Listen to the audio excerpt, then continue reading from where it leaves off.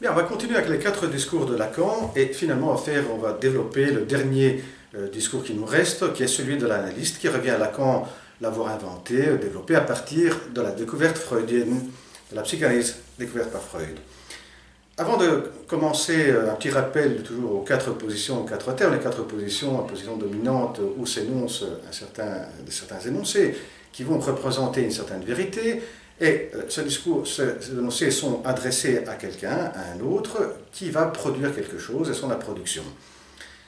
Les 4 termes sont le sujet divisé, le signifiant S1, c'est le signifiant maître, le signifiant S2, c'est la batterie des signifiants, c'est le savoir, et finalement, pour terminer, l'objet petit a, le plus de jouir, la plus-value.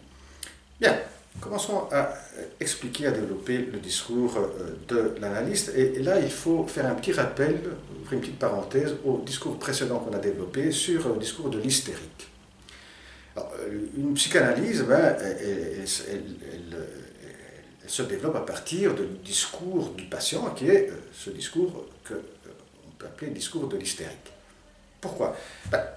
Le patient vient là en analyse avec une certaine plainte, une certaine insatisfaction, quelque chose qui ne va pas, et donc il va parler à l'analyste qui lui suppose, il parle à l'analyste parce qu'il lui suppose un certain savoir, donc c'est lui le psychanalyste qui est producteur d'un certain savoir, et il est disposé à écouter ce que le patient énonce parce que il lui manque quelque chose, et c'est cet objet petit a, la vérité de ce qu'il énonce le patient, eh bien c'est cet objet petit a, c'est ce qui lui manque à l'analyste, et donc il est dans une position de l'aimer, donc l'analysant est dans une position de l'aimer, le psychanalyste est dans une position de celui qui l'aime, celui qui détient, oui, le savoir, mais il lui manque quelque chose, et c'est pour ça qu'il m'écoute.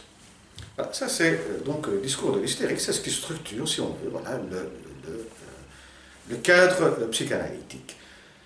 Alors, si on se rappelle de ce qu'on avait développé dans une vidéo précédente sur Lacan et Platon, qui était la métaphore de l'amour, on avait vu que ça c'est une première position, mais le psychanalyste, qu'est-ce qu'il va faire? Il va se soustraire, comme il avait fait Socrate vis-à-vis de la Sibylle, il va se soustraire de cette position.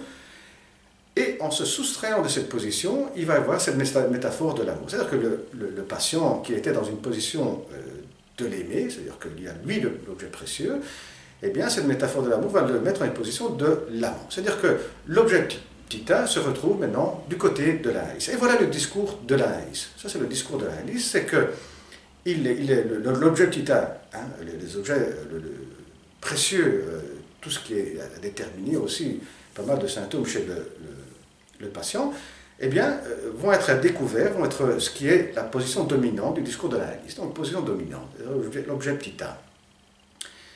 Et ils vont pouvoir, comme ça, être mis à nu grâce au savoir du psychanalyste, le savoir qu'il va essayer de mettre un peu en œuvre.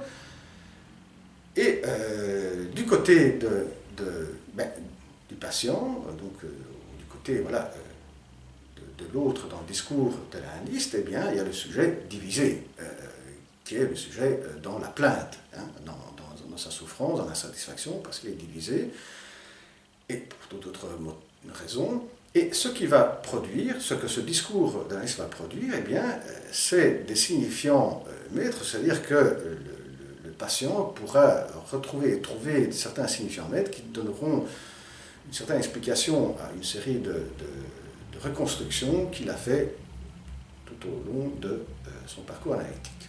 Et bien voilà, à la prochaine vidéo. Au revoir.